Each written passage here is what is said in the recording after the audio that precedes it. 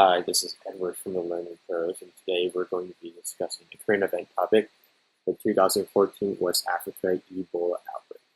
Now, with the outbreak being the most devastating outbreak of Ebola in history, many people have voiced concern over the nature of the disease, bringing up such questions as how is it spread, how will I know if I have it, am I in danger of getting it? Well, today I'm going to be answering those questions for you so you're more aware of what's happening overseas. Now, what is Ebola? Ebola is a viral disease more commonly known as Ebola virus disease or Ebola hemorrhagic fever, and which is spread by bodily fluids such as blood, and it can also be spread from contaminated medical equipment such as used syringes. However, simply being in a room with a person with Ebola does not mean that you will necessarily be infected, as transmission is not by air. Now, what are the symptoms of Ebola? Well, many of the early symptoms of Ebola are very flu-like, such as sore throat, headaches, weakness, vomiting. However, as the disease progresses, without treatment, you will develop what's known as hemorrhagic fever, which is arguably the most deadly symptom characteristic of Ebola, because it's essentially both fever combined with internal and external bleeding. And this is just not a very good thing to have, because without blood, you can go into multiple organ failure, you can develop low blood pressure, and overall it's not a good situation to be in. Now, the mortality rate of Ebola is between 50% and 90%, and there is no vaccine for it. So this is an extremely deadly disease. Now, what are the characteristics of this outbreak in particular in West Africa? Well, from July, it began 5 months ago, so around February.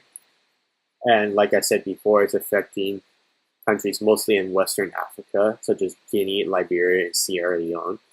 And there has been a single case in Nigeria, an isolated case from a man from Liberia. And as of July 27, 2014, the World Health Organization reports a total of 1,323 confirmed cases of Ebola with 729 deaths. So the mortality rate is extremely high for the disease and is very dangerous. Now, what makes this disease extremely hard to contain in West Africa? Because West Africa isn't necessarily known for great sanitation. It remains one of the poorest regions in the world. And non-existent and ineffective medical resources is further making containment and treatment extremely difficult. Now, does Ebola pose a threat to other nations?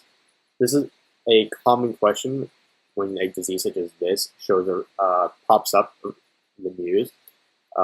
You can see this trend from back when we had that H1N1 epidemic, which turned out not to be as bad as we thought it would be.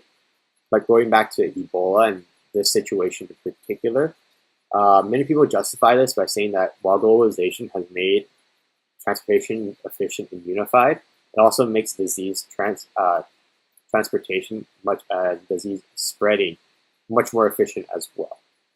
However, specialists from CDC and the World Health Organization claim it is unlikely that the Ebola virus will make its way out of Africa into Europe, Asia, or the Americas.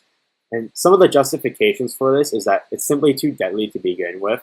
It kills very quickly, and the symptoms essentially keep you bedridden and unable to be transported to other places like on your own. So it's unlikely that a person would end up traveling with Ebola. And even if cases do pop up in other nations, developed nations in particular can have the equipment to contain isolated cases relatively quickly before they spread throughout the entire country. Now, what are some implications and issues regarding this outbreak? Well, obviously, there's going to be harsh economic effects for the nations affected. All these nations are already really poor, and right now, all the resources are being pulled to try and stop this outbreak, which means that funding, if any, aren't going to places. So public areas such as schools and markets are being closed. States of emergency have been declared in these affected countries, making movement within them very difficult.